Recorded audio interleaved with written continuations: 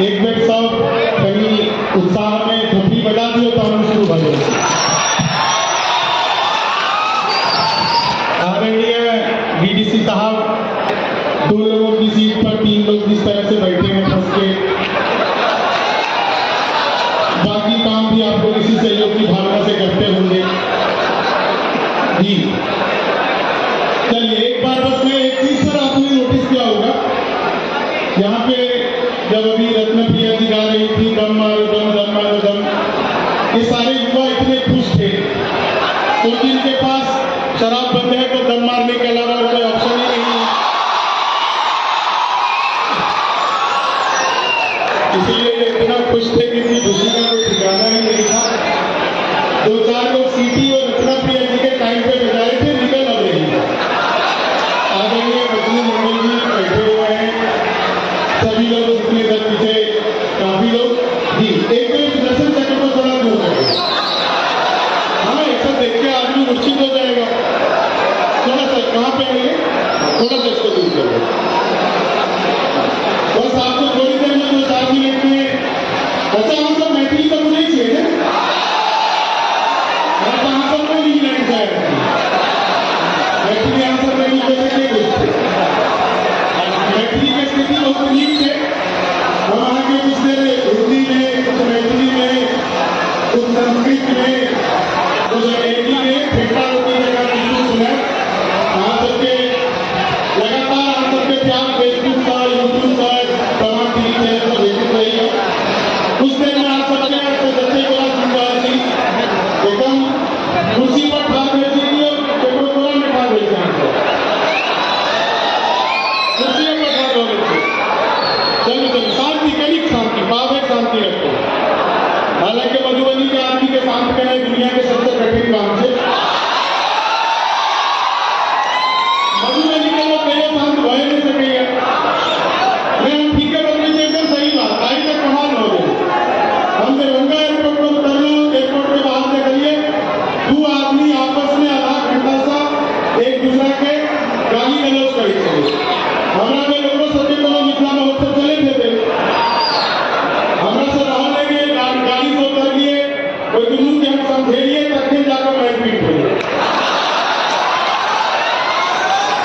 समझावे पड़ते हैं, हम केना समझा दीजिए, हम केना का समझा देंगे कि 1 घंटा सब एकदम कपाल फोड़ रही है दूसरा के मैथिली आदमी नहीं फंसे हैं।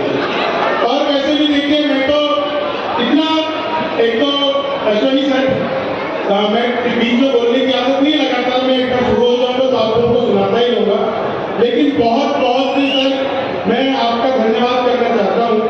मैं सौराष्ट्र गांव से निकलकर, मधुबनी जिले से निकलकर दुनिया के 36 देशों में काव्य पाठ करने के बाद पहली बार ऐसा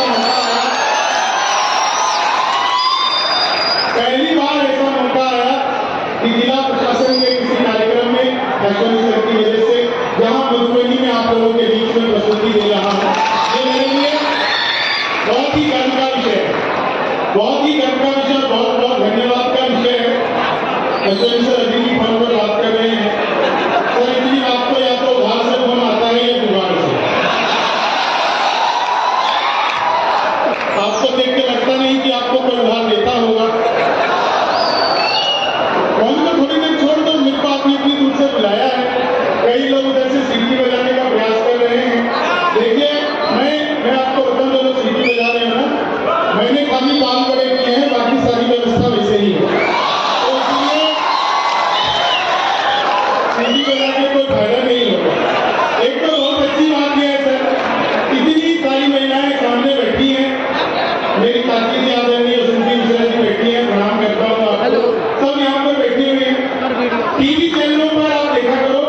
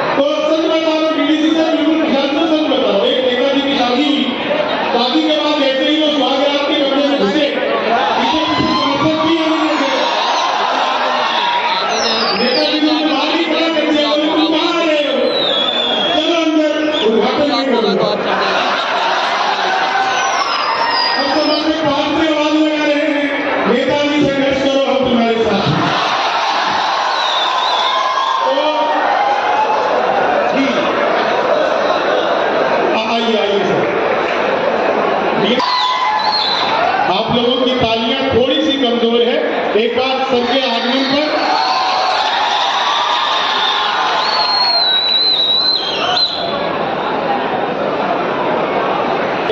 डीएम साहब और एसपी साहब दोनों आ गए हैं। सर, आप लोगों के आने से पहले हम लोग हंस रहे थे, अब और हंसेंगे। नहीं सर, कुछ नहीं कहता, क्योंकि जिसने चाय वाले को कुछ भी कहा हुआ, किसी को भी कुछ कहने के लिए तो याद है ना आपको मोदी जी आए थे 8 नवंबर को, भाइयों बहनों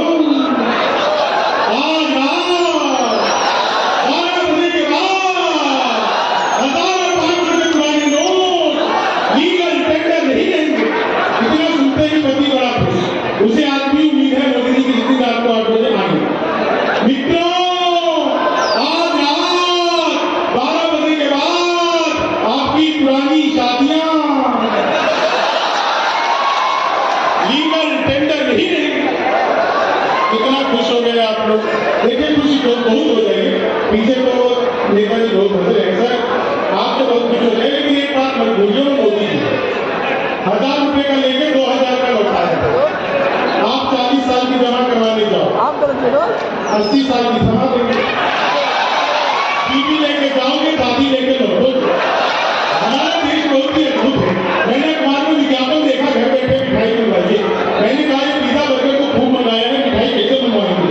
तो मैंने अखबार में दिए हुए नंबर पर कॉल किया, उधर से कंप्यूटर में रिकॉर्डेड आवाज आने लग गई। बोले जी नमस्कार, अग्रवाल स्वीट कॉर्नर में आपका हार्दिक स्वागत है। मिठाई लेने के लिए 1 दवाई, चाय कॉफी के लिए 2 दवाई, रसक नमकीन के लिए 3 दवाई, गोलगप्पों के लिए 4 दवाई। मुझे मिठाई चाहिए तो सब कुछ दुकान पर मिलती है, मैंने 1 दवाई। लड्डू लेने के लिए 1 दवाई, बर्फी लेने के लिए 2 दवाई, जलेबी लेने के लिए 3 दवाई, रसगुल्ला लेने के लिए 4। मुझे लड्डू चाहिए तो मैंने 1 दवा दिया। बेसन के लड्डू लेने के लिए 1 दवा, मोतीचूर के लड्डू लेने के लिए 2 दवाई, गोंद के लड्डू लेने के लिए 3 दवाई, तिल के लड्डू लेने के लिए 4 दवाई। मुझे बेसन का चाहिए था, मैंने फिर 1 दवा दिया। 1 किलो लेने के लिए 1 दवा, 2 किलो लेने के लिए 2 दवाई, 3 किलो लेने के लिए 3, 100 किलो लेने के लिए 4। 1 दवाना था, गलती से 4 दवा। मैंने वही किया जो आप लोग करते, तुरंत ही फोन काट दिया। 1 मिनट बाद ही कॉल बैक आ गई, बोले जी नमस्कार, हम अग्रवाल स्वीट कॉर्नर से बोल रहे हैं, आपके यहाँ से 100 किलो बेसन के लड्डू का ऑर्डर आया है, मिठाई किस पते पर भिजवानी है? मैंने कहा लेकिन यारी आदमी फंसता नहीं, फंसाता भी नहीं है, बीच का रास्ता निकलता है। बोले कि जल्दी बताइए, आपके यहाँ से 100 किलो बेसन के लड्डू का ऑर्डर आया है, मिठाई किस पते पर भिजवानी है? मैंने कहा देखो भाई, ये कौन किसने किया मुझे तो पता नहीं, घर में हम 9 भाई हैं। सबसे बड़े वाले से बात करने के लिए 1 दवा, उसी छोटे से बात करने के लिए 2 दवा, उसी छोटे से बात करने के लिए 3 दवाइयाँ, और जब तक असली वाला न मिल जाए तब तक दवा से आप लोग को परेशानियां हो रही। गौतमिकता मतलब सुंदर थी, बीच बीच में मैंने कहा कि मैथिलियों में किसी सुनावे रहा और कुछ कहा कि हिंदी में सुनावे रहा। ये सिटी में ला रही थी, शाम बजाओ, अगर हमारा देख कहा कि सिटी बजवा पड़ा, कहाँ के आई और कुंडली जरूर चेक करना पड़ेगा।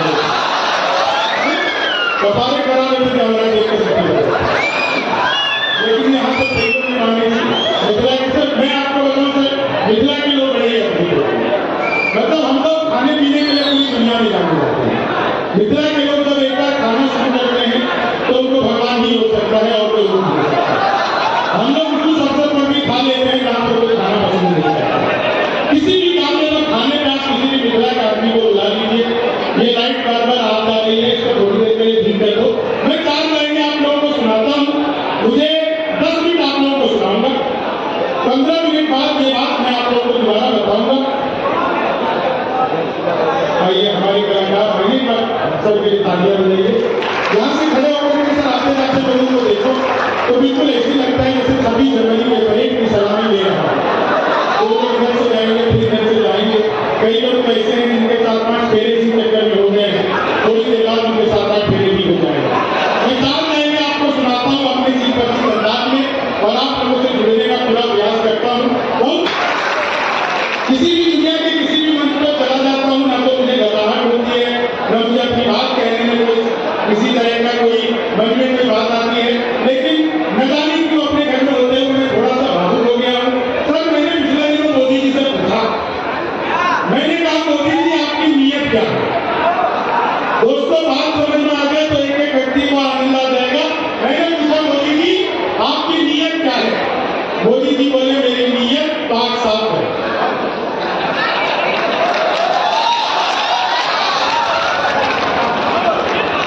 दिनों सीधे भारत आए थे तो मैंने सीधे से भी पूछा, मैंने कहा तुम भारत आ रहे हो, तुम्हें यहाँ आते हुए डर नहीं लगा?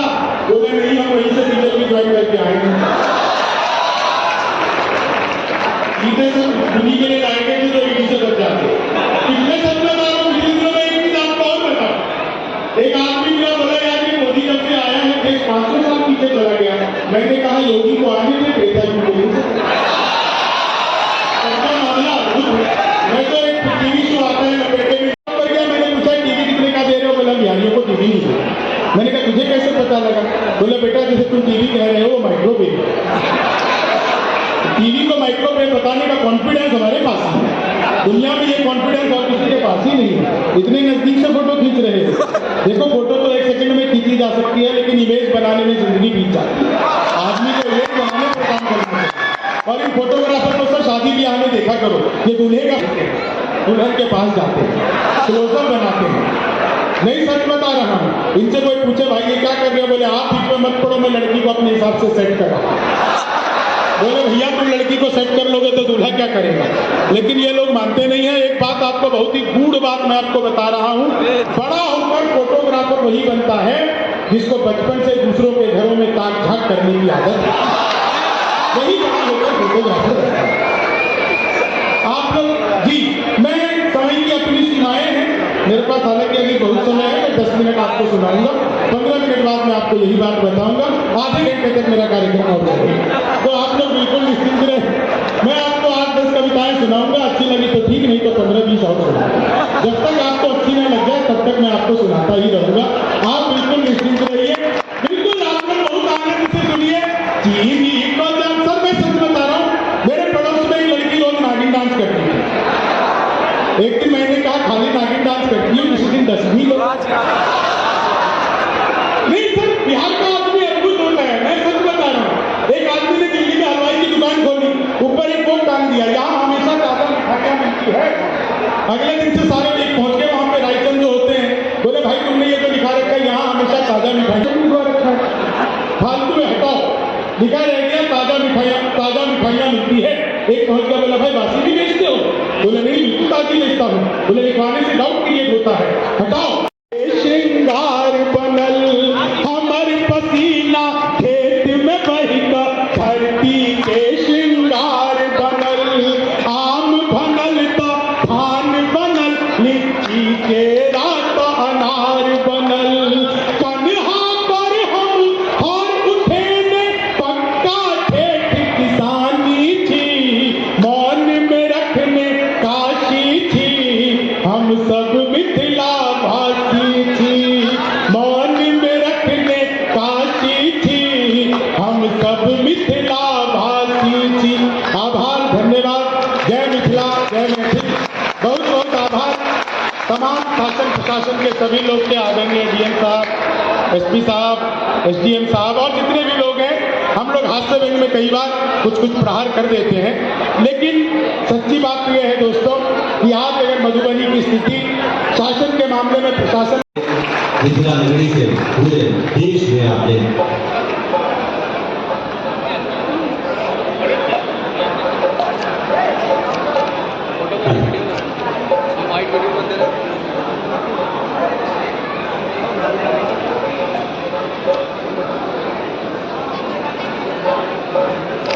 आपकी धरती पर आपका सम्मान, आपकी धरती को आपका प्रयास है, गर्व है।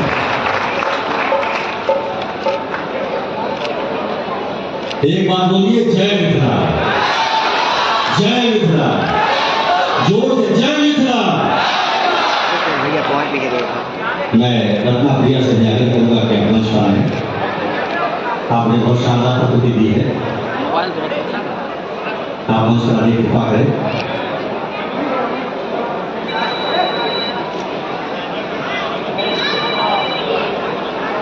रत्ना प्रिया जी ने अपनी प्रस्तुति से अनुरोध किया है। मैं आग्रह करूंगा श्री शिव कुमार पुलिस अधीक्षक मधुबनी महोदय आपसे आग्रह है और अध्यक्षा महोदय से भी आग्रह है कि आप